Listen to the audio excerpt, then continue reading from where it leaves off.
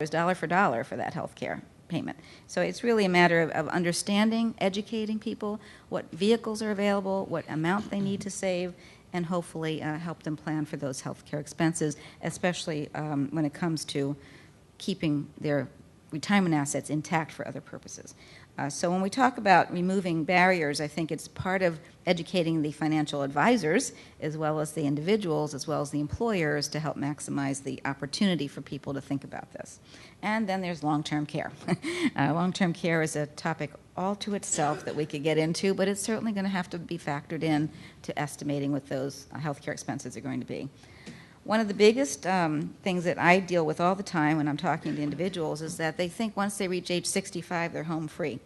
Got my Medicare at that point. Well, Medicare hopefully will be there for you and me and all of us in the future, but it was never designed to do the whole job, and it certainly is not going to be able to do the whole job in the future either. And so people really need to understand what is it that Medicare covers and what does it not cover. And how does healthcare reform come into play? There's this misconception that healthcare reform is going to be either a terrible thing or a panacea, and it's neither. So we really have to still plan for potential retirement before age 65, especially if there's healthcare needs or disabilities that prevent you from working, as well as post-65.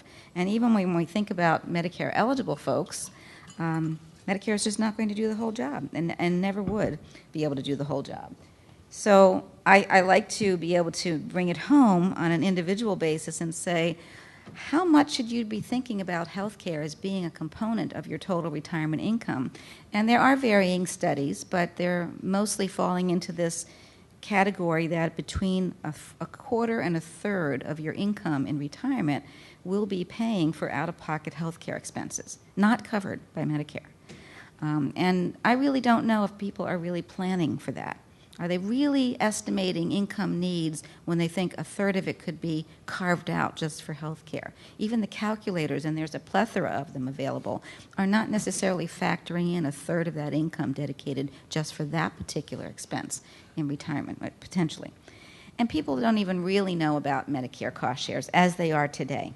I could go around many different college campuses today, and there's always that economics professor who's an expert in the room, and then there's always, the other folks that haven't paid much attention to benefits. But either way, they're not necessarily completely knowledgeable about what their out-of-pocket costs are going to be.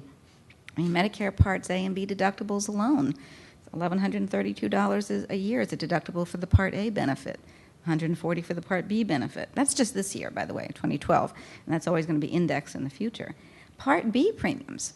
Until someone actually starts collecting a Social Security check in retirement, they're not even focused on the fact that they're paying for Medicare Part B.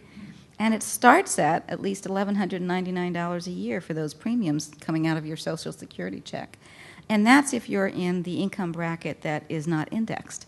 And that's currently under $85,000 of single income, $170,000 for a couple.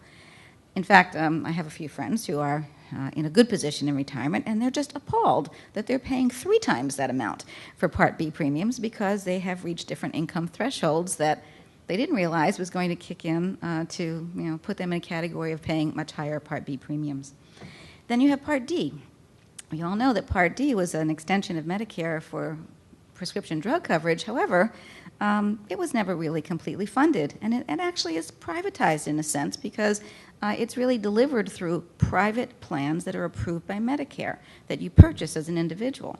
And it has a kind of a convoluted formula to follow in terms of different tiers of coverage, but it's actually beginning to be filled in with some of the healthcare reforms. Nevertheless, there are still premiums to be paid, there are still tiers of coverage and cost shares to be paid, and depending on your level of utilization of drugs in retirement, prescription drugs, you could go anywhere from somewhere in the $900 to $1,000 out-of-pocket range all the way up to $4,700 a year out-of-pocket before your Part D plan might kick in with some catastrophic coverage.